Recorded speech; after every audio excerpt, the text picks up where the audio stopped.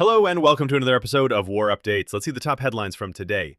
U.S. inserts itself into Israel's war with Iran by striking 3 Iranian nuclear sites. France holds emergency security meeting. Israel and U.S. to work together to assess the damage to Iran's nuclear program. B-2 bombers return to U.S. base, and Israel's military chief calls U.S. attack on Iran nuclear sites a key turning point. U.S. inserts itself into Israel's war with Iran by striking 3 Iranian nuclear sites. The United States inserted itself into Israel's war against Iran by dropping 30,000-pound bombs on a uranium enrichment site early Sunday, raising urgent questions about what remains of Tehran's nuclear program and how its weakened military might respond. Iran lashed out at the U.S. for crossing a very big red line with its risky decision to launch strikes on 3 Iranian nuclear sites with missiles and bunker-buster bombs. U.S. signals a willingness to renew talks with Iran. The Trump administration on Sunday signaled a willingness to renew talks with Iran and avoid a prolonged war. Trump, who had addressed the nation from the White House on Saturday night, allowed his national security team to speak for him the next morning, staying quiet on social media and scheduling no public appearances. Iran's response. Iran launched a barrage of missiles against Israel overnight and into Sunday, with Israeli authorities reporting that more than 80 people were wounded, the vast majority of them lightly. Iran's foreign minister Abbas Araghchi said the time for diplomacy had passed and his country had the right to defend itself. How we got here. Israel launched a surprise barrage of attacks on sites in Iran on June 13th, which Israeli officials said was necessary to head off what they claimed was an imminent threat that Iran would build nuclear bombs. Iran has retaliated with a series of missile and drone strikes in Israel, while Israel has continued to strike sites in Iran. UN chief warns the world risks descending into a rat hole of retaliation. Secretary General Antonio Guterres told an emergency meeting of the UN Security Council called by Iran that we cannot and must not give up on peace. He urged immediate and decisive action to halt the fighting and return to serious, sustained negotiations on Iran's nuclear program. He called for talks to find a verifiable solution with full access by UN nuclear inspectors and a restoration of trust.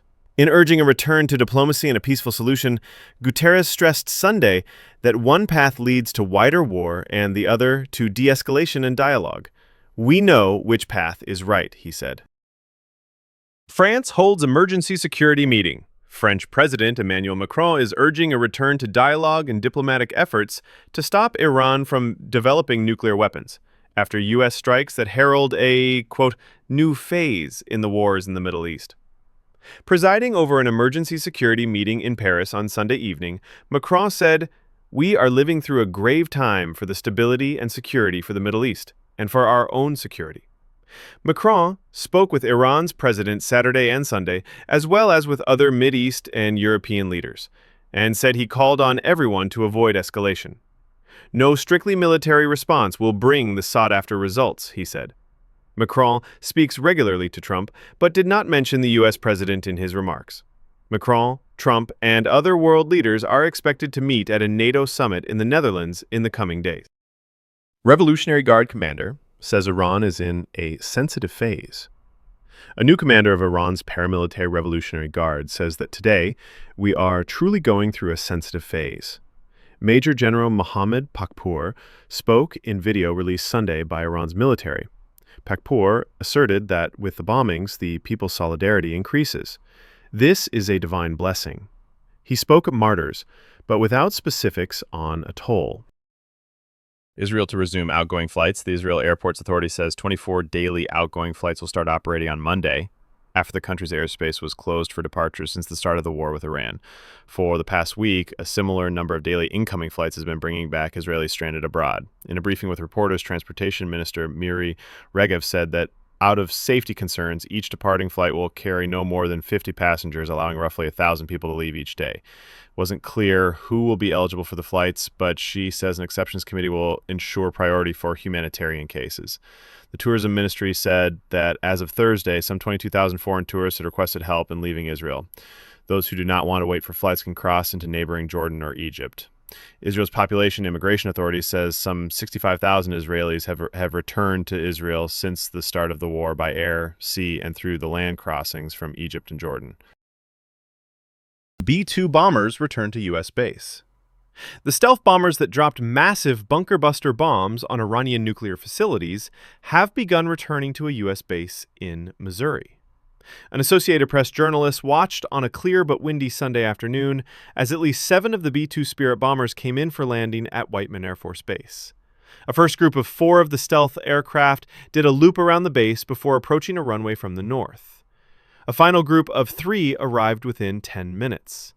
U.S. officials have said that one B-2 group headed west from the Missouri base on Saturday, intended as a decoy to throw off Iranians.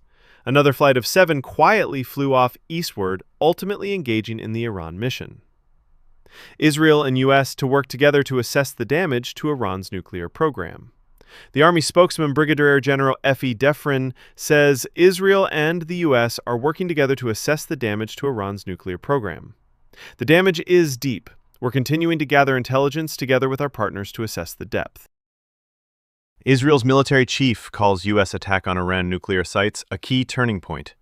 Israel's military chief says the U.S. attack on Iran's nuclear sites was a key turning point.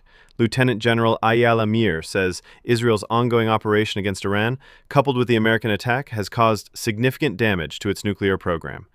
We've reached a turning point in the campaign, following last night's very precise and impressive strike by the U.S. military on key nuclear sites, he says.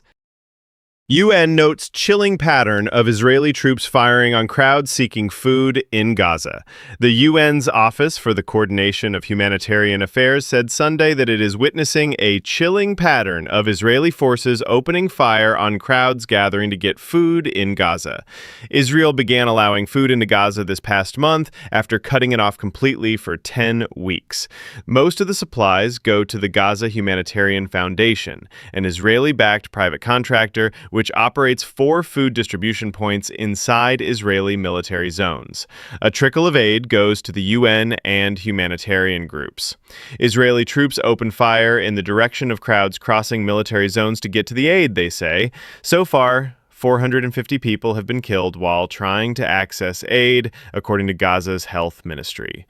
Those who are shot are often out of reach of ambulances, said Jonathan Whittle, OCHA's head of office in the occupied Palestinian territory, adding that some are still missing and presumed dead in militarized zones near U.S.-Israeli distribution points.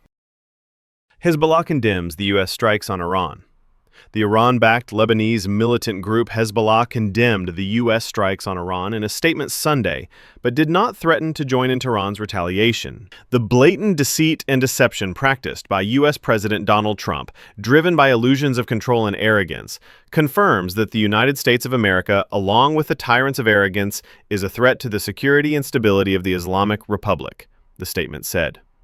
This proves to the entire world that America is the official sponsor of terrorism and does not recognize international conventions, humanitarian laws, pledges, or obligations.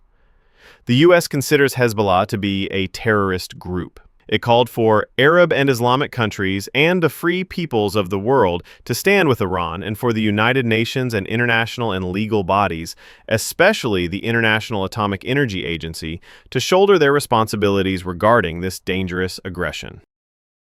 UK, France, and Germany urge Iran not to retaliate for U.S. strikes. British Prime Minister Keir Starmer, French President Emmanuel Macron, and German Chancellor Friedrich Merz called on Iran's leaders to enter negotiations and not to take any further action that could destabilize the region. In a joint statement after holding talks Sunday, they said, "We will continue our joint diplomatic efforts to diffuse tensions and ensure the conflict does not intensify and spread further." The 3 leaders stressed that Iran can never have a nuclear weapon and can no longer pose a threat to regional security, and affirmed support for Israel's security, but stopped short of endorsing the American strikes. Just a day before the U.S. struck, top diplomats from the 3 countries and the European Union met Iran's foreign minister in an attempt to find a diplomatic way to end the conflict with Israel and ease tensions over Tehran's nuclear program. UK is focused on de-escalation, but also sent equipment to protect its interests. British Prime Minister Keir Starmer said his focus was on curbing the war and negotiating a solution, as he warned of escalation spreading beyond the Middle East. Starmer would not say whether the UK would be drawn into the war if Iran targets U.S. bases, but said it was moving military equipment into the area to protect its interests, people, and allies. I'm not going to speculate about what may happen because all of my focus is on de-escalation, he said. The UK has sent additional Typhoon fighter jets and Voyager tankers to Cyprus since the Israel-Iran war started more than a week ago. Iran had threatened to attack US, French, and British bases in the region if those countries helped Israel. Vance says he isn't worried about a protracted conflict with Iran. U.S. Vice President J.D. Vance says America has no interest in boots on the ground in Iran, saying that he doesn't believe the strikes on 3 Iranian nuclear sites would lead to a wider war, quote. We have no interest in boots on the ground, Vance said Sunday on NBC's Meet the Press, quote. I don't fear that this is going to become a protracted conflict, quote. Vance still stressed that there is a chance for Iran to engage in talks about its future, saying that the attacks created the environment for a reset of relations. Quote, we want to end their nuclear program, and then we want to talk to the Iranians about a long-term settlement here, Vance said. This is a reset. This is an opportunity for the Iranians to take the smart path. We certainly hope that they will. Hegseth says U.S. military used decoys and deception in Iran attack. U.S. Secretary of Defense Pete Hegseth said Sunday that despite a surprise attack overnight on Iranian nuclear sites, America does not seek war. Hegseth said it was important to note that U.S. strikes did not target Iranian troops or the Iranian people, a veiled effort to indicate to Iran that they don't want retaliation on American targets in the region. Hegseth said that a choice to move a number of B-2 bombers from their base in Missouri earlier Saturday was meant to be a decoy to throw off Iranians. Air Force General Dan Kane, chairman of the Joint Chiefs of Staff, added that the U.S. used other methods of deception as well, deploying fighters to protect the B-2 bombers that dropped a total of 14 bunker buster bombs on Iran sites at Fordo and Natanz. Pentagon stresses that regime change was not the goal of Iranian strike. The Trump administration said that its attack on 3 Iranian nuclear facilities was not about toppling the country's government. This mission was not and has not been about regime change, Defense Secretary Pete Hegseth said at a Sunday news briefing. Air Force General Dan Kane, the chairman of the Joint Chiefs of Staff, stressed that the goal of Operation Midnight Hammer had destroyed the nuclear sites in Fordo, Natanz, and Isfahan. Final battle damage will take some time, but initial battle damage assessments indicate that all 3 sites sustained extremely severe damage and destruction, Kane said. And we have reached the end of the 2nd episode of War Updates. Thank you very much for watching. Follow us on our social networks and drop a like. Goodbye.